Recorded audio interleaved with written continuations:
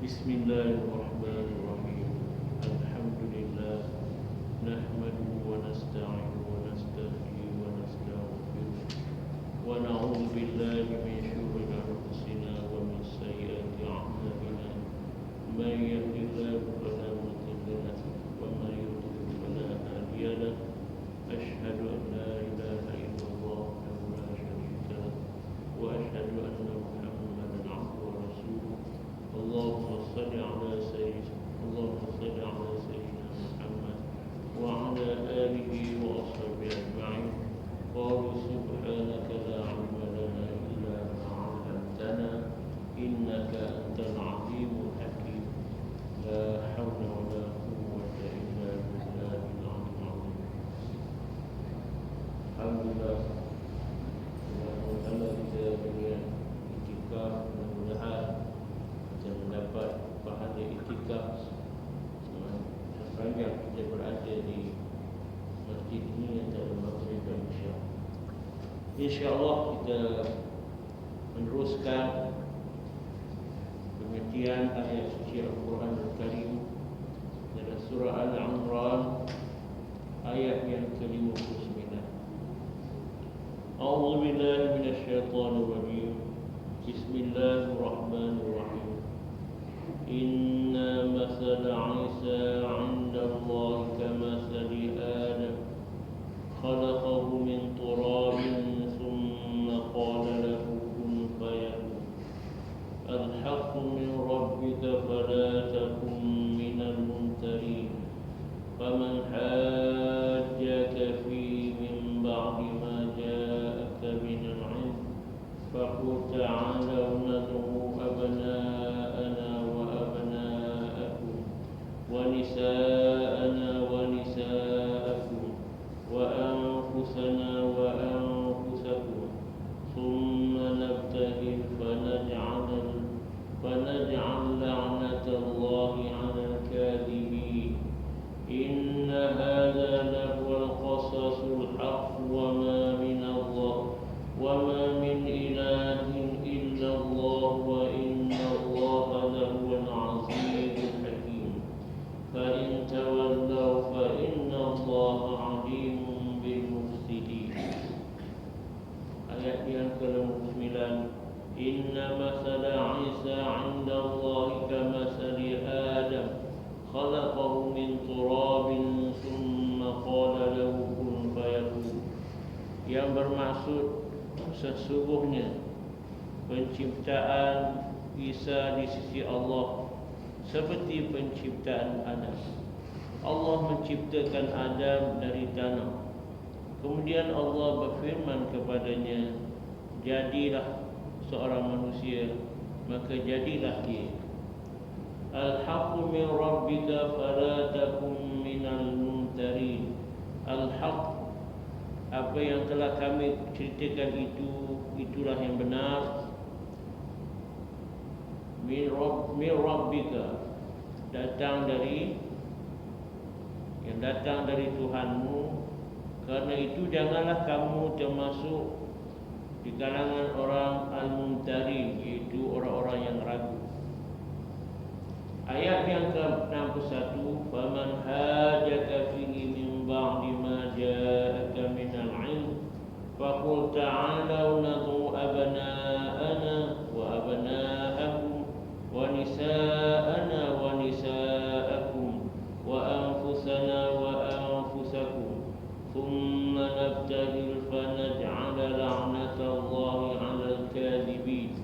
Yang bermaksud, siapa yang membantahmu tentang kisah Isa sesudah datang ilmu, iaitu yang meyakinkan kamu, maka katakanlah kepadanya, marilah kita memanggil anak-anak kami dan anak-anak kamu, isteri-isteri kami dan isteri-isteri kamu, diri-diri kamu dan diri kami dan diri kamu. Kemudian marilah kita bermubahalah kepada Allah dan kita minta supaya laknat Allah ditimpakan kepada orang-orang yang berdusta. Ayat ke-62, inna hadza lahul qasasul haqq wa ma min ilahin illallah wa wa innallaha lahuwal azizul hakim. Yang bermaksud sesungguhnya ini adalah kisah yang benar dan tak ada Tuhan selain Allah, dan sesungguhnya Allah dialah yang maha perkasa lagi maha bijaksana. Sambung dengan ayat yang ke 63, fa in tawallaw fa innallaha alimun bil mufsidin. Kemudian jika mereka berpaling dari menerima kebenaran, maka sesungguhnya Allah maha mengetahui akan orang-orang yang membuat kerosakan.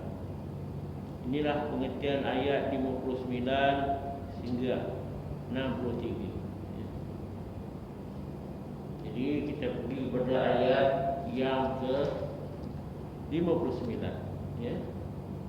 Iaitu ayat yang 59 ini yang bermaksud sesungguhnya penciptaan Isa di sisi Allah, penciptaan Nabi Isa di sisi Allah Ta'ala itu sepertilah juga penciptaan Nabi Adam AS. Cuma Allah menciptakan Adam dari tanah, kemudian Allah berfirman kepadanya, jadilah Adam ini seorang manusia, maka jadilah dia, ya. Jadi dalam ayat ini Allah SWT berfirman bahawa kekuasaan Allah lah yang menciptakan Isa. Nabi Isa AS ni sebagaimana kita ketahui diciptakan, dilahirkan tanpa ayah, ya, tanpa ayah. Dilahirkan oleh Siti Maryam dia tidak berkahwin, tanpa ayah. Maka samalah seperti kekuasaan Allah Subhanahu Wa Taala, maha berkuasanya Allah Ta'ala menciptakan Nabi Adam AS. Nabi Adam AS tanpa ayah, tanpa ibu, ya, tanpa ayah dan tanpa ibu. Nabi Isa AS tanpa ayah, ada ibu. Nabi Adam AS tidak ada ayah, tidak ada ibu. Bahkan diciptakan Nabi Adam AS itu dari tanah, dengan hanya Allah Ta'ala berfirman kun, jadilah, maka fayakun, maka jadilah Nabi Adam itu sebagai manusia. Ini menunjukkan kekuasaan Allah Ta'ala kepada umat manusia, bahawa Allah SWT itu maha pencipta, ya. Allah Ta'ala, ya, kata kun, jadilah, maka jadilah ia, ya. Inilah satu hakikat yang perlu kita pegang, keimanan kepada Allah Ta'ala. Allah Ta'ala itu maha pencipta, ya, Khaliq, ya. Tuhan yang menciptakan Adam tanpa ayah, dengan sendirinya berkuasa pula menciptakan Isa. Maka jika kerana Isa dilahirkan tanpa ayah, ia dapat dianggap sebagai putera Allah, hal yang mereka itu akan lebih tepat dikenakan terhadap Adam. Namun jelas bahawa anggapan demikian adalah anggapan yang batil, tidak berasas. Lebih-lebih kalau anggapan itu dikenakan terhadap Nabi Isa AS, ya. Kalau dibandingkan dengan Nabi Adam dan Nabi Isa AS, kalau orang Kristian menyatakan bahawa Isa itu adalah anak Tuhan, maka apa kalau tidaknya, ya, lebih tepat kalau dikatakan Nabi Adam AS itu adalah anak Tuhan, ada. Sebab Nabi Adam AS itu lahir tanpa ayah, lahir tanpa ibu. Lah, kalau itulah dikira sebagai orang Kristian ni, betapa sesatnya mereka yang menyatakan Nabi Isa AS ini adalah anak Tuhan. Yang Nabi Adam tu negara tak ada ayah, tak ada ibu pula. Kenapa tak digelar sebagai anak Tuhan? Inilah antara uraian disebut oleh Ibnu Katsir dalam tafsirnya. Kalau itu gaya dia tak jadi hujah. Allah berkehendakkan menunjukkan kekuasaan kepada hamba-hambanya tatkala menciptakan alam. Ya, jadi Allah berkehendak menunjukkan kekuasaan. Allah SWT berkehendak. Allah Ta'ala berkehendak nak menunjukkan kepada manusia tentang kekuasaannya ketika menciptakan Nabi Adam AS, yang bukan daripada pasangan lelaki dan perempuan, ya? Bukan daripada pasangan lelaki dan perempuan. Perempuan diciptakan selepas daripada Nabi Adam dilahirkan, menciptakan Hawa dari seorang lelaki tanpa perempuan, ya. Jadi kalau kita lihat kejadian Siti Hawa itu adalah dari lelaki. Dalam rusuk Nabi Adam AS bukan dari perut perempuan. Yalah. Daripada bukan Hawa itu lahir daripada perut ibunya, mana dia ibu Hawa? Ya. Bukan dari pasangan lelaki dan perempuan. Bukannya Nabi Siti Hawa tu lahir di Siti Hawa tu sebabkan ada bapaknya, ada maknya sebelum itu. Tak ada, ya. Jadi Hawa itu diciptakan dari seorang lelaki tanpa perempuan, dan menciptakan Allah Ta'ala berkuasa menciptakan Isa dari seorang perempuan tanpa lelaki. Ya, demikian pula dia menciptakan makhluk-makhluknya lain dari pasangan lelaki perempuan. Semuanya itu untuk menjadikan tanda kekuasaan dan keesaan. Jadi kalau orang mengkaji lebih dalam tentang kejadian Nabi Adam AS dan kelahiran Nabi Isa AS ni, kalau kaji betul-betul ditadabbur ayat-ayat suci Al-Quran Al-Karim ni, dapat kita dapat mengesan dan dapat kita mengetahui betapa berkuasanya Allah Subhanahu Wa Taala nak menjadikan sesuatu ini. Ya, Allah Ta'ala Maha berkuasa, Maha mencipta, ya. Apatah lagi dalam keadaan sekarang ni, ya, apa pun Allah Ta'ala boleh buat, ya. Boleh buat nak jadikan alam ini macam mana. Waktu hujan lebat boleh Allah Ta'ala jadikan, hujan. Lepas itu kering kontang Allah Ta'ala boleh jadikan, ya. Sudah sampai mokok, bendang dekat Perlis dan juga Kedah. Nikmatnya cuti dapat. Kita Perak ni tak dapat cuti. Awak tak dapat cuti. Ya. Memang kata dalam WhatsApp, cuti di Perak ialah pada 26 bulan dan 27 bulan. Sabtu Ahad memang cuti. Asyik balik ke budak asrama, kalau cuti, ya. Jadi Allah Ta'ala Maha berkuasa. Menurun hujan, tak menurunkan hujan, kering kontang sekarang ni. Di Perlis dan Kedah, ya, 39 darjah Celsius. Tapi dalam pada masa itu juga, di tempat yang kering itulah adanya tumbuh-tumbuhan yang sesuai dengan suasana kering. Contohnya ialah tebu cuping. Tebu dicoping ya, dipelit sesuai tanahnya, tanah yang kering. Tebu nak jadikan gula coping, itulah kuasanya Allah Ta'ala. Ada pula satu jenis tumbuh-tumbuhan tebu yang boleh hidup di tempat yang kering tu. Kalau tempat banyak air, dia jadi caur pula tebu tu. Itulah kekuasaan Allah Ta'ala. Ada sesuatu hikmah ni, ya. Panas di Perlis dan Kedah, ya, 39 darjah Celsius, ya. Jadi inilah, kalau kita kaji dalam ayat Al-Quran Al-Karim ni, dapatlah kita melihat tentang kekuasaan Allah Ta'ala dari ayat-ayat yang ceritakan, ya.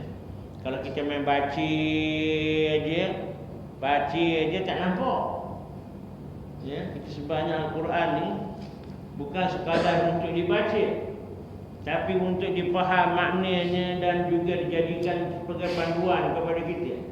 Jangan ingat kita ni berkuasa, ya. Jangan ingat kita ni ada kuasa sampai bila-bila berkuasa itu ada pada kita. Takdir ni kekal. Tak ada kekal, ya. Tak ada kekal. Hanya beberapa tahun saja berkuasa dia. Yang berkuasa ialah Maliki Yaumiddin. Dia Allah Ta'ala yang memiliki hari kiamat, hari akhirat nanti. Bila sampai di pada masa, tak ada orang yang berkuasa. Kalau dulu dia berkuasa macam Fir'aun di Lamin, dia berkuasa di Mesir, sampai di padang sampai di negara alam akhirat tu. Dah tak ada siapa yang berkuasa. Allah Ta'ala lah yang maha berkuasa. Pakat-pakat dah tiga tepi lah. Jadi setelah Allah Ta'ala menyatakan dengan tegas bahawa apa yang dikisahkan tentang Isa itu adalah kata-kata dan kisah yang benar, tiada cerita lain tentang Isa yang lebih benar daripadanya, maka berfirmanlah setelah itu Allah memerintahkan kepada Nabi-Nya untuk mengajak bermubahalah orang-orang yang kepada batu yang tidak mau menerima kebenaran cerita Isa ini.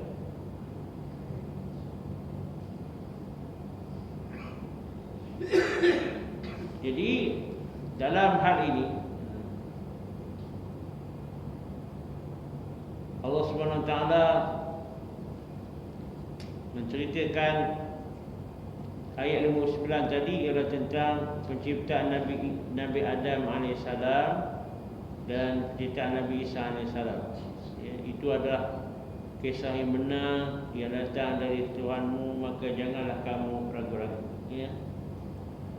Kemudian ayat 61 ni, siapa yang membantahmu tentang kisah Isa ni sesudah datang ilmu, iaitu yang meyakinkan kamu, maka katakanlah kepadanya, marilah kita memanggil anak-anak kami dan anak-anak kamu, isteri-isteri kami dan isteri-isteri kamu, diri-diri kami dan diri kamu, kemudian marilah kita bermubahalah kepada Allah dan kita minta supaya laknat Allah ditimpakan kepada orang-orang yang berdusta. Ya. Nabtahil itu maksudnya ialah bermubahalah, kita bermubahalah. Ya. Nabtahil fanaj'ala la'natallahi 'alal kadhibin, iaitu dan kita minta supaya laknat akan ditimpakan kepada orang-orang yang dusta. Jadi orang apa di tempat mengikut Nabi Isa AS itu, kalau kita lihat di sini ya, setelah Allah menyatakan dengan tegas bahawa apa yang dikisah tentang Isa itu adalah satu kisah yang benar, tiada cerita lain tentang Isa yang lebih benar daripadanya, maka Allah Ta'ala memerintahkan Nabi-Nya untuk mengajak, ya, Nabi Isa AS mengajak orang supaya bermubahalah bagi orang-orang yang degil kepada batu, ya, yang tidak mahu menerima kebenaran cerita tentang Isa. Dia memang tak ada menerima kebenaran cerita Nabi Isa AS itu. Jadi Allah Ta'ala memerintahkan supaya mereka diajak supaya bermubahalah, ya. Jadi di kalangan orang-orang Nasrani itu, ya, dan juga dari kalangan orang Yahudi itu ada yang berkepada batu. Istilah kepada batu degil lah, ya. Dan untuk paling dia dekat ini pun tak pecah. Adapun sebab turunnya ayat mubahalah ini, menurut ahli tafsir, ialah kerana datangnya utusan orang-orang Nasrani Najran yang mengajak debat tentang Isa yang dianggapnya sebagai Tuhan atau putera Tuhan. Ya. Maka berkatalah Ibn Ishaq dalam buku sejarahnya yang terkenal, telah datang menghadap kepada Rasulullah SAW utusan orang-orang Nasrani Najran. Jadi ada satu kumpulan utusan yang terdiri daripada orang-orang Nasrani dari Najran, ya, yang terdiri atas 60 penunggang kuda Di antaranya terdapat 14 orang termasuk golongan bangsawan yang mempunyai kewibawaan terhadap mereka. Antara mereka itu adalah di kalangan 60 orang penunggang kuda itu yang datang menjumpa Rasulullah itu adalah 14 orang bangsawan. Orang bangsawan ni orang high class, orang ada pakai datuk lah, Tan Sri Tun. Jadi antara mereka siapa yang dirakamkan dalam sejarah oleh Ibn Ishaq ni adalah Abdul Masih Al-Aiham, Abu Harisa bin Al-Qamah, Wais bin Al-Haris, Zaid, Wais, Yazid dan kedua anaknya Khuwailid, Amru, Khalid, Abdullah bin Muhsin. Dan mereka ini dipimpin oleh 3 orang, iaitu Al-Aqib, Abdul Masih sebagai kepala yang menunjukkan dan mempunyai kata-kata yang terakhir. Maknanya last sekali dicakap dia. Al-Said Al-Aiham sebagai ulama dan pengurus bekalan mereka, dan Abu Harisah bin Al-Qamah sebagai pendeta dan ahli perunding mereka. Dia Abu Harisah ini adalah seorang Arab dari suku Bani Bakar bin Wa'il. Dia adalah seorang Nasrani yang sangat dihormati oleh raja-raja Romawi. Dimulakannya dan dibangunkan baginya beberapa gereja selalu mendapat layanan khusus kerana terkenal sangat teguh dan kuat dalam urusan agamanya. Ia mengenal Rasulullah, sifat-sifatnya dan kerasulannya dari kitab-kitab yang dibaca. Namun yang menjadikan dia tetap dalam Kristian ialah kedudukan dan penghormatan yang diperoleh kerana agamanya itu.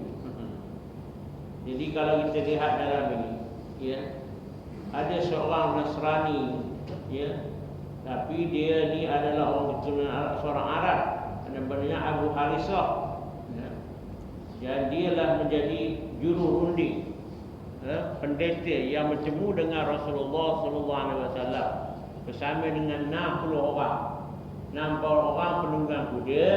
Daripada itu ada 14 golongan bangsawan, dan dalam rombongan itu ada juga orang pendeta, pendeta Kristian itu, rahib-rahib mereka yang datang bertemu dengan Rasulullah, cerita ini. Maka berceritalah Muhammad bin Ja'far bin Zubair, telah datang mereka utusan Najran ke Madinah.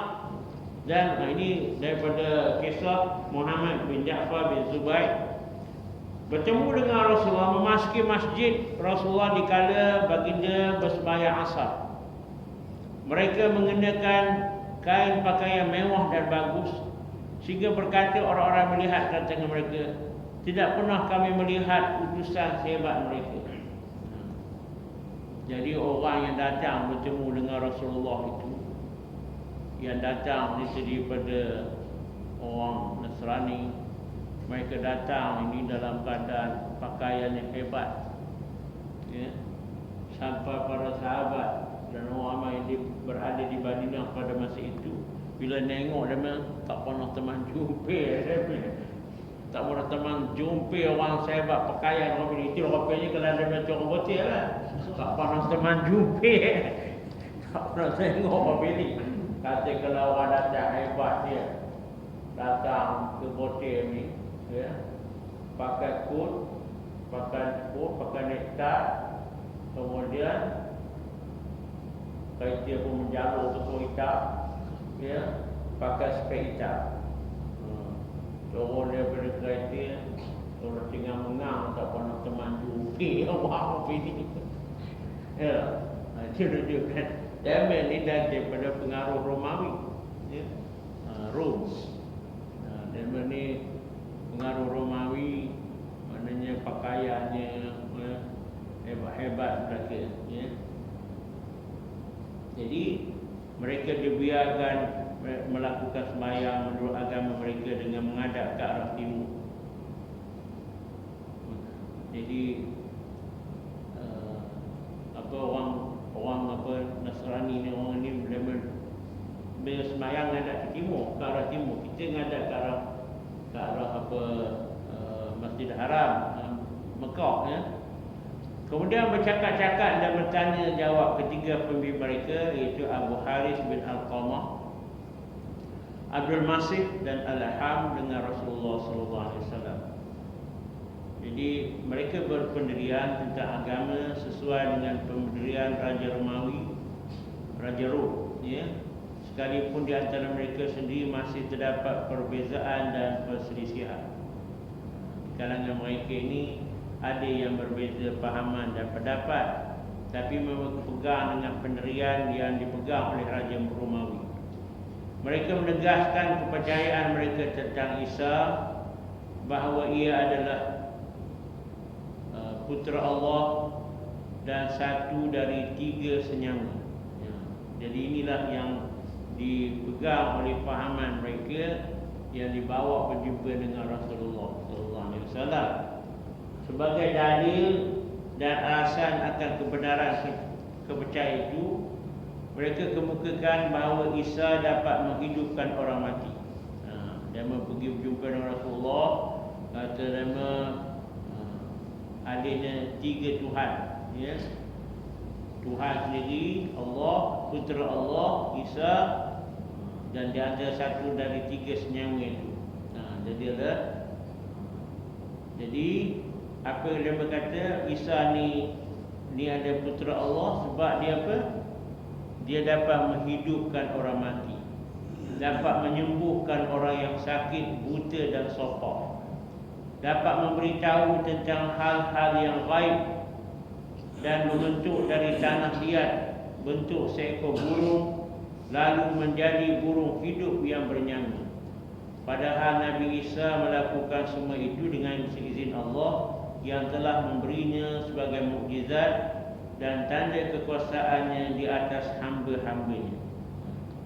Jadi inilah alasan yang mereka jadikan alasan oleh orang yang menghadap berjumpa dengan Rasulullah sallallahu alaihi wasallam yang mengatakan Isa itu adalah anak Tuhan.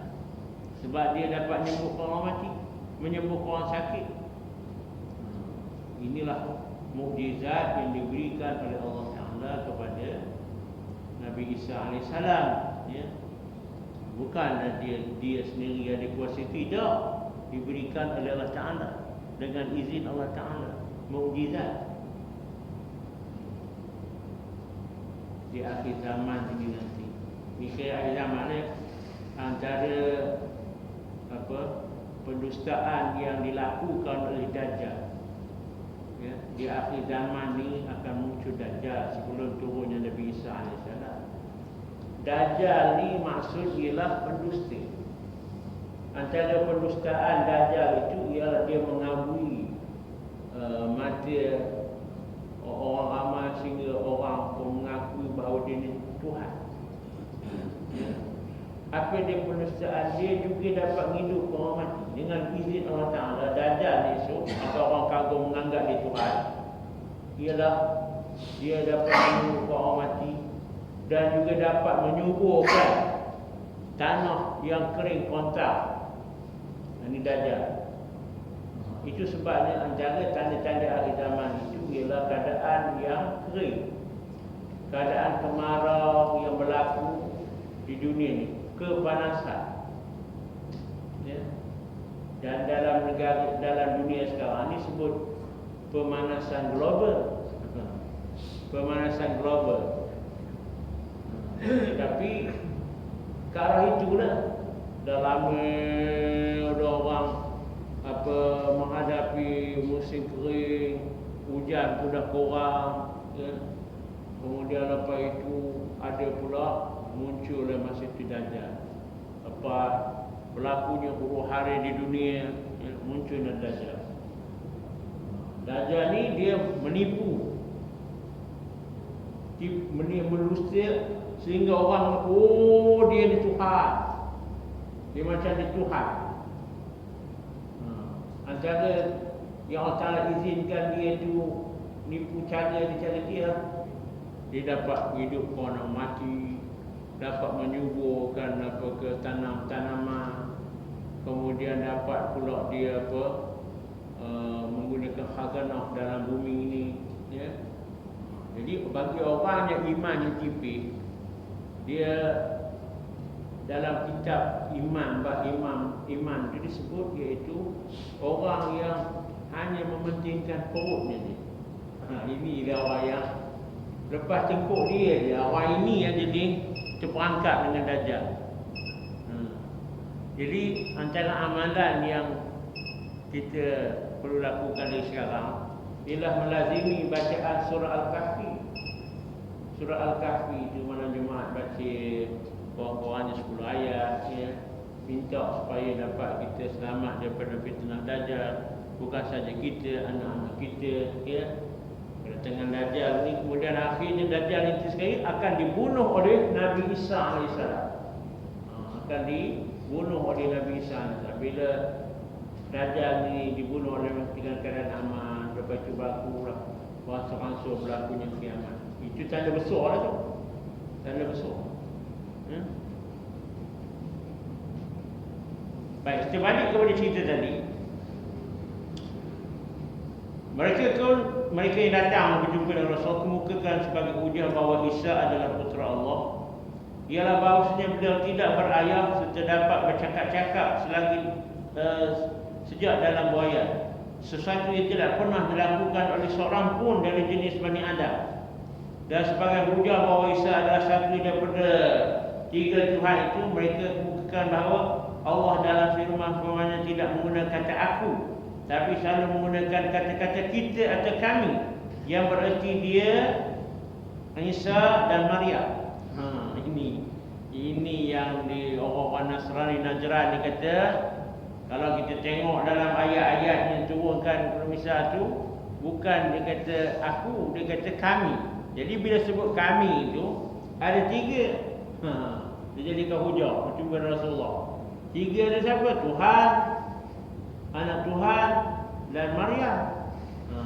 Jadi maka sucilah Allah dari anggapan tuduhan dan kata-kata batil diucapkan oleh orang-orang yang zalim dan kafir itu, orang Nasrani Najran yang datang kepada Rasulullah.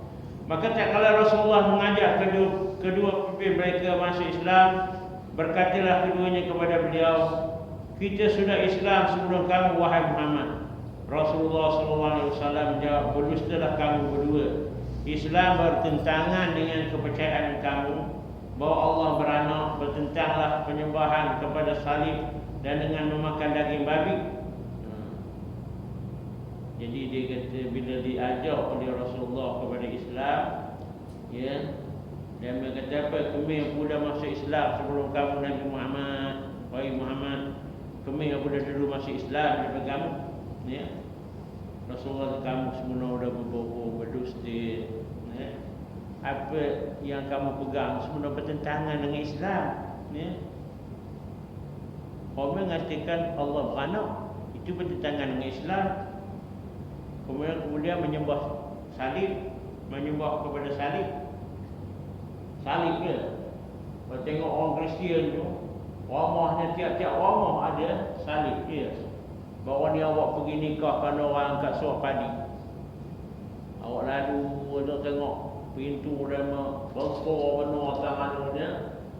Buka aja pintu, dia menengokkan salib pada merah tu. Orang besar ada pula orang Kristian pula, tapi orang dekat orang Kristian dekat suap padi. Awak ngawin dengan orang Kristian, orang asli di suap padi itu. Orang asli di suap padi itu baru masuk Islam. Putih Asma, anak perempuan hitam Mat Isa. Bapanya hitam, anaknya putih.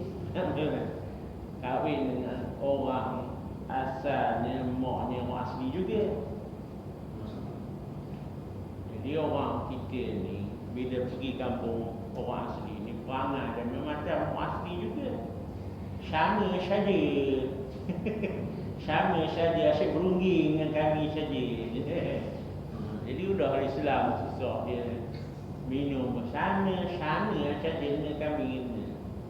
Jadi itu ke tengok kan di suap padi itu ada satu manusia, kemudian ada lebih kurang 100 orang keluarga dari Islam di situ. Ada tumbuh hangat dengan gedung batu tumbuh hangat suap padi. Suap padi ada sekolah, ada besar. Kalau kita boleh buat gotong royong pergi ke sana sikit, elok sikit daripada masjid sini pergi buat program di sana. Programnya apa? Berkenal-kenalah dengan orang-orang suap padi. Tak ada bawa nampak pula kita bawa lah kita punya ni. Kita program masjid ni bukan saja program kita di sini. Kita kena luaskan kita punya skop, apakah pandangan kita lebih luas sikit. Masjid ni, orang jemaah masjid ni buat program tempat lain. Program twin program dengan masjid lain. Masjid antara masjid dengan masjid dia. Pergi masjid ke surau, apa ke, dia mesti pergi rombongan ke kawasan-kawasan orang asli ke, dia berada jemaah masjid Potekana pergi apa, buat program dengan orang asli. Bila buat program asli, bukan rombongan kita pergi ke sana tengok orang asli sana. Kalau orang asli di Kamera Highland pun lain dia punya caranya. Jadi dapatlah kita luas pandangan kita sikit. Jadi dalam itu banyak Kristian. Ada yang Kristian pada Ahad, orang Kristian datang. Orang Islam tak datang. Orang Islam biar orang dan orang tu surau pun surau. Majlis ilmu pun tak ada. Jadi itu yang apa, tak ada orang datang. Tak ada orang yang boleh nak bagi ketua jadi bimbingan tadi. Jadi kadang-kadang Rasulullah mengajak kedua pemimpin mereka masuk Islam. Jadi kata Kemih pun dah masuk Islam, ya. Rasulullah kata komen ni sebelum ada bodoh state, ya. Ada pula komen mengatakan komen percaya kepada Allah Subhanahu, ya, menyembah salib, makan daging babi, ya. Lalu mereka bertanya, siapakah ayah Isa wahai Muhammad? Rasulullah SAW diam, tidak menjawab, dan turunlah firman Allah sebanyak 80 ayat dari surah Al-Imran sebagai jawapan langsung atas pertanyaan mereka itu. Dengan turunnya ayat-ayat yang tegas menolak anggapan dan kepercayaan utusan-utusan Nasrani Najrah itu, dan untuk mengakhiri perdebatan, Allah memerintahkan kepada Rasul agar mengajak mereka bermubahalah. Nampak, ya? Terhadap undangan Rasulullah untuk bermubahalah, mereka minta diberi kesempatan untuk berundi dan bermusyawarah di antara sesama mereka. Dan dalam perundingan mana berkata Abdul Masih pemimpin mereka kata, demi Allah wahai orang Nasrani, kamu mengetahui bahawa Muhammad seorang Nabi yang diutus oleh Allah dan telah memberi kata terakhirnya tentang Isa. Kamu juga mengetahui bahawa bila sekelompok kaum berani bermuahadah dengan seorang Nabi, nescaya akan binasalah kelompok itu. Demikian pula bila kamu berani menerima tentangan Muhammad bermubahalah, maka sebaiknya jika kamu enggan melepaskan agama dan kepercayaan terhadap Isa, mengajarlah kamu dari Muhammad dan segeralah pulang kembali ke negerimu. Jadi dalam tema Rasulullah mengajak mereka bermubahalah, bersumpah dia. Mereka minta kesempatan biar kami berunding di kalangan kami dulu. Biar kami berunding di kalangan masyarakat di kalangan kami. Maka dalam masa berunding itu adalah seorang pemimpin mereka nama Abdul Masih kata, demi Allah wahai orang-orang Nasrani, kami tahu, ya, Nabi Muhammad itu seorang Nabi yang diutuskan oleh Allah dan telah memberikan kata terakhir tentang Nabi Isa. Kami juga mengetahui bahawa bila sekelompok kaum berani bermubahalah dengan seorang Nabi, kami beritahu kalau kelompok yang berani bermubahalah dengan seorang Nabi, binasa kelompok itu. Kami beritahu cerita sebelum ini. Demikian bila kamu berani menerima tentangan Muhammad bermubahalah, ya, maka sebaiknya kamu enggan melepaskan agama dan kepercayaan tentang Isa, maka hendaklah kamu segera pulang ke negeri kamu. Baiklah kita balik saja. Ya. Mana orang yang sebelum ini kalau bermuahadah dengan badan Nabi, akhirnya kelompok itu akan binasa. Kamu tak binasa kelompok itu. Sahabat setelah berundi dan selesai berbicara datang mereka kepada Rasulullah dan berkata wahai ayahnya Qasim Muhammad, kami berfikir tidak akan bermubahalah dengan kamu. Biarlah kamu dengan agamamu dan kami akan kembali ke negeri kami dengan agama kami. Namun kami mengharap engkau berkenan mengutus seorang yang engkau redai dan setuju di antara sahabatmu datang bersama-sama kami dan tinggal di kami untuk menjadi penengah atau hakim dalam soal-soal kewangan yang kami persisihkan dan pertengkarkan di antara sesama kami. Kamu adalah orang yang kami hormati dan segani. Maka berkatalah Muhammad bin Ja'far, lalu Rasulullah SAW bersabda menangani permohonan mereka itu, ituni asyiyata ab'as ma'akum al-qawiyya al-amin. Datanglah kamu petang nanti untuk mendapatkan seorang utusan yang kuat dan jujur yang akan aku utuskan kepada kamu. Jadi di kalangan panjang cerita ni, panjang cerita ni. Cerita ni sebenarnya bab bermubahalah ni ada, kalau kita baca sirah lagi banyak. Lagi banyak ceritanya. Berkaitan dengan ayat ini kita sambung minggu depan ya. Tapi tentang kena ulang kaji balik lah. Bab bermubahalah ni sebab orang Nasrani Najran ni minta seorang sahabat Nabi, sahabat Nabi yang boleh menjadi hakim. Kalau kami bergaduh sekali dengan kami, kami nak balik katanya. Dalam hasil nak balik dia minta saja. Minta kepada Nabi hantarkan kepada kami seorang yang dapat jadi penengah ataupun yang dapat jadi hakim. Kalau kami nak bergaduh sekali sama kami, dia yang dapat menyesal. Begitu pula dalam hati. Jadi Nabi apa? Nabi kata, Rasulullah bersabda, bila ada dia memohon tu, kami datanglah, kata Nabi, untuk mendapatkan seorang utusan al-qawi amin, qawiyun amin, yang kuat dan jujur, yang amanah.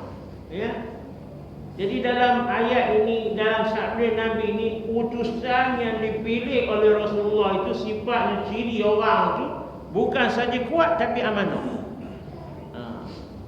Kita pernah dengar cerita dalam surah Al-Syu'ara tentang kisah Nabi Musa AS dengan Nabi Syu'ib dah. Ada perkataan qawiyun amin. Qawi, jadi nak jadi orang utusan ke, orang wakil ke, sifat dia nak pilih tu ialah qawiyun amin. Bukan saja kuat tapi amanah. Bukan saja kuat tapi amanah. Kalau kuat aja tapi kaki kaki solat kuat aja tapi kaki solat tak jadi. Dia mesti ada dua sifat tu, qawiyun amin. Kalau pandai aja tapi pandai nyolak, besar tapi boleh tak jadi.